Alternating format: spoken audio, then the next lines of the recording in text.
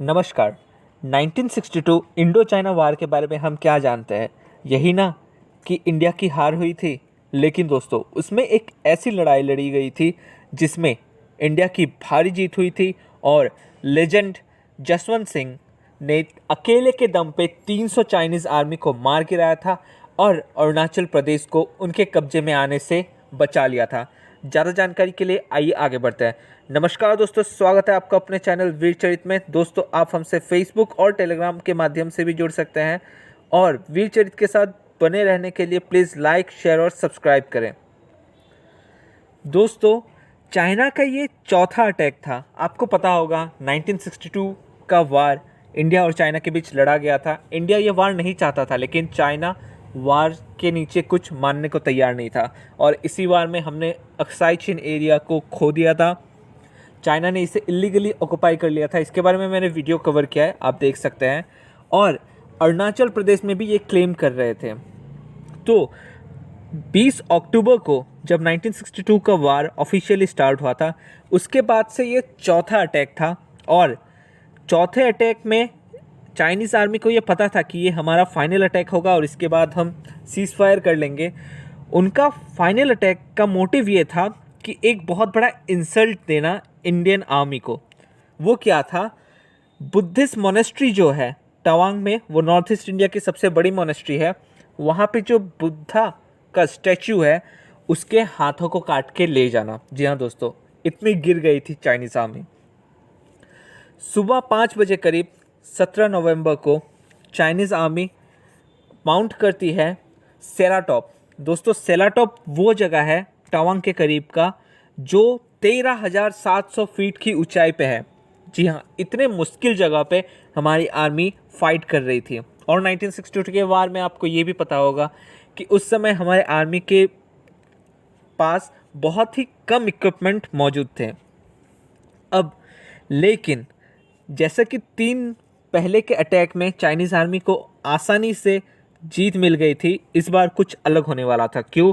क्योंकि Delta company of 4 Garhwal rifles, जी हाँ, उसी में जसवंत सिंह थे।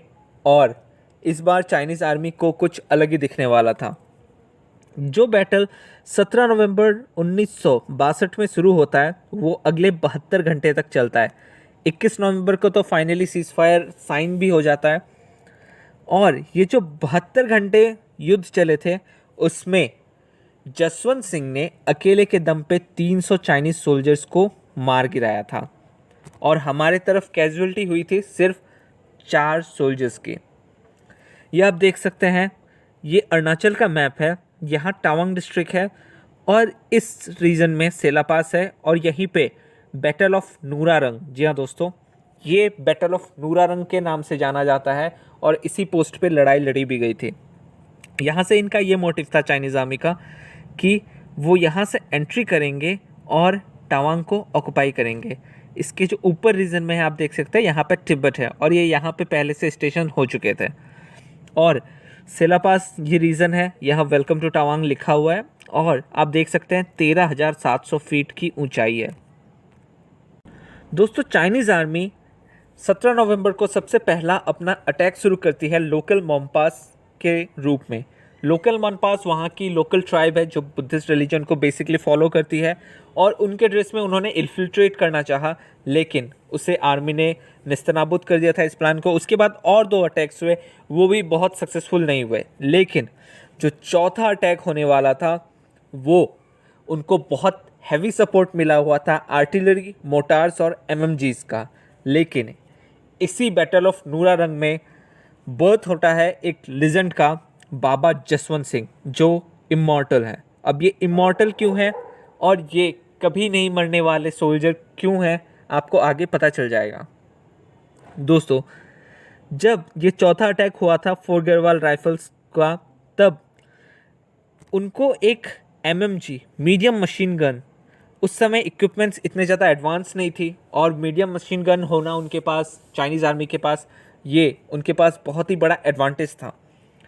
तो जो हैवी फायरिंग हो रही थी वो 4 गढ़वाल राइफल्स कैरी नहीं कर पा रही थी। अब जब आपके पास इक्विपमेंट सब स्टैंडर्ड होंगे और दुश्मन के पास बहुत ही ज़्यादा एडवांस टेक्नोलॉजी के होंगे तो ऑब्वियसली आप धीरे धीरे हारने लग जाते हैं। लेकिन तभी लांस नायक त्रिलोक सिंह, राइफलमैन जसवंत सिंह और राइफलमैन गोपाल सिंह ने एक बहुत ही डेडली मिशन लिया कि वो क्रॉल करते हुए, रेंगते हुए वहाँ तक जाएंगे। जी हाँ, ओपन फायरिंग के बीच में वो रेंगते हुए वहाँ तक जाएंगे और जो एमएमजी है, मीडियम मशीन गन, उसे नेस्तनाबूद कर देंगे ताकि उनका जो गढ़वाल राइफल्स है वो अटैक मोड में आ सकें।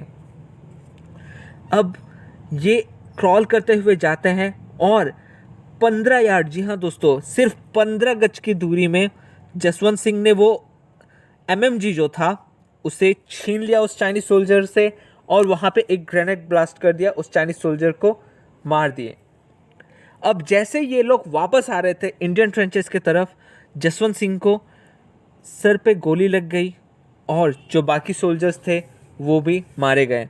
गोपाल सिंह ने मैनेज कर लिया था एमएमजी को वापस लेने के लिए, लेकिन वो भी इंजर्ड हो चुके थे और वो भी मारे गए थे।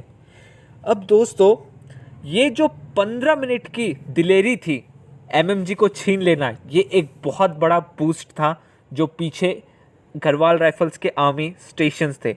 इसके बाद गढ़वाल राइफल्स ने ऐसा अटैक लॉन्च किया कि 300 चाइनीज सोल्जर्स, जी हाँ दोस्तों, 300 चाइनीज सोल्जर्स को मार गिराया और हमारी तरफ सिर्फ 4 कैजुअलिटीज़ हुई थी।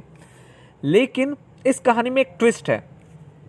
ट्विस्ट ये है कि ये तो कहानी हो गई आर्मी की तरफ से, लेकिन वहाँ के लोकल्स, जो सेला टॉप के आसपास के लोकल्स हैं, उनकी एक अलग धारणा है जसवंत सिंह को लेके। वो जसवंत सिंह को भगवान और जसवंत सिंह को वो इतना इंस्पायरिंग मॉडल मानते हैं कि उन्होंने उनके लिए एक वहाँ पे मंदिर कंस्ट्रक्ट किया, बुद्धिस्ट टेम्पल, और आज भी उनकी वहाँ पूजा होती है। दोस्तों, ये वो एमएमजी था जो जसवंत सिंह ने वहाँ से छीन के लाया था। जी हाँ दोस्तों, यही साधारण दिखने वाला गन उस समय इतना एडवांस था कि ये हावी हो गया था हमारे सोल्जर्स के ऊपर, और ये आज भी वहाँ पे रखा गया है। जो म्यूज़ियम है वहाँ पे, वहाँ आपको मिल जाएगा। अब जो लोकल्स की कहानी है वो बहुत ही अलग है। जब हैवी फायरिंग शुरू हो गई थी तो गढ़वाल राइफल्स के जो बाकी सोल्जर्स थे वो वापस चले गए, लेकिन जसवंत सिंह वहाँ पे डटे रहे और 10,000 फीट की ऊंचाई से वो लड़ना नहीं छोड़े थे। वहाँ पे 2 लोकल लड़कियाँ थी, सेला और नूरा, इन्हीं के नाम से सेला पास भी है। और शेला और नूरा जो वहाँ पे पॉटर्स थी, उनके मदद से जसवंत सिंह ने जो गन्स थे उन्हें 3 पोजीशंस में रखा और वो कंटिन्यूसली फायर करते रहे अलग अलग पोजीशन से। तो चाइनीज़ आर्मी को ये फील हुआ कि ये कोई एक सोल्जर नहीं बल्कि ये तो पूरे बटालियन का अटैक है, और लोकल्स के हिसाब से 300 एनिमी सोल्जर्स को जसवंत सिंह ने अकेले मार गिराया। जी हाँ दोस्तों, 300 सोल्जर्स को। अब यहाँ जसवंत सिंह की मृत्यु कैसे हुई थी? जब जसवंत सिंह को जो राशन पहुंचाने वाला आदमी था उसे चाइनीज़ ने कैप्चर कर लिया था और उससे ये पता चल गया था कि यहाँ कोई बटालियन नहीं बल्कि एक अकेला सोल्जर है 2 लड़कियों की मदद से। सेला जो थी उसके ग्रेनेड ब्लास्ट में मृत्यु हो जाती है, नूरा को कैप्चर कर लिया जाता है। जसवंत सिंह, जब उन्हें यह पता चलता है कि वो चाइनीज़ आर्मी अब उन्हें कैप्चर कर लेगी, तो जो आखिरी बुलेट रहती है, जी हाँ, जैसे चंद्रशेखर आज़ाद ने किया था, आखिरी बुलेट रहती है वो अपने ऊपर फायर कर लेते हैं और वहाँ पे वो वीर गति को प्राप्त हो जाता है। अब ये भी कहा जाता है कि चाइनीज़ आर्मी जो है वो जसवंत सिंह का सिर काट के ले गई थी, लेकिन जो चाइनीज़ कमांडर थे वो इनकी बहादुरी से इतना इम्प्रेस हो गए थे कि उन्होंने ये वापस कर दिया था। और आज भी वहाँ पे एक ब्रास की मूर्ति है जसवंत सिंह का, जो ये दिखाती है कि चाइनीज़ आर्मी जो दूसरे सोल्जर्स को कभी रिस्पेक्ट नहीं देती, बहुत ही कम ऐसा वाक़या होता है, वो एक इंडियन सोल्जर की स्टैचू अपने वहाँ पे लगाती है। ये वो नूरारंग सेक्टर का यही वो प्लेस है जहाँ पे ये फाइट लड़ी गई थी। अब दोस्तों, यहाँ आप देख सकते हैं यही वो मंदिर के अंदर का भाग है जहाँ जसवंत सिंह कि अभी भी पूजा होती है, और आप अगर कहीं कभी वहाँ जाएंगे तो आपको ये मंदिर दिख जाएगा सिलापास के अराउंड ही। और ये पर्सनल बिलोंगिंग्स है राइफलमैन जसवंत सिंह, इनको मरणोपरांत महावीर चक्र भी दिया गया था, और जो उनके साथ 2 सोल्जर्स और थे उन्हें वीर चक्र प्राप्त हुआ था। यहाँ पे आप देख सकते हैं उनका विशल है, रिंग है जो उन्होंने फायर किया हुआ बुलेट था, और उनकी जो टोपी थी।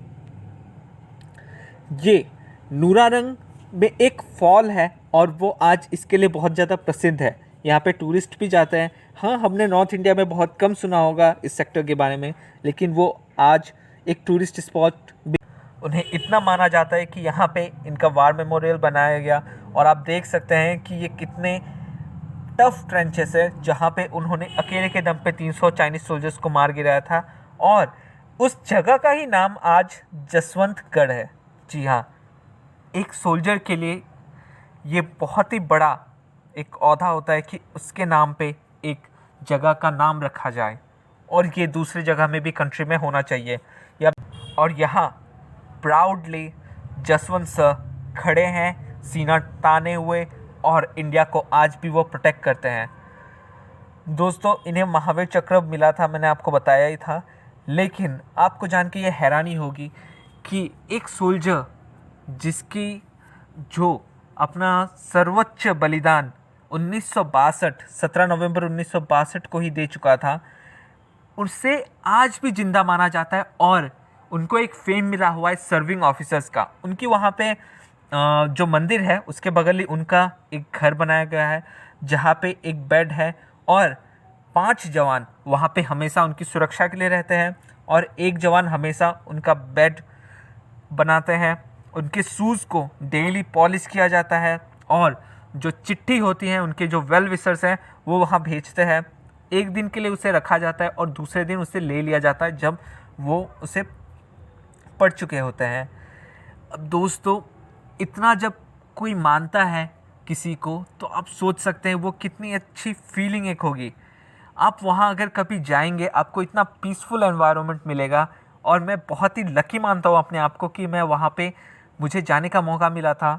और आप जाएंगे तो आपको पता चलेगा कि हमारी इंडियन आर्मी क्या खोती है, उसके बाद हमें इतना फ्रीडम के साथ जीने का मौका मिलता है। धन्यवाद दोस्तों, खुश रहिए, खुशियाँ बांटते रहिए। जय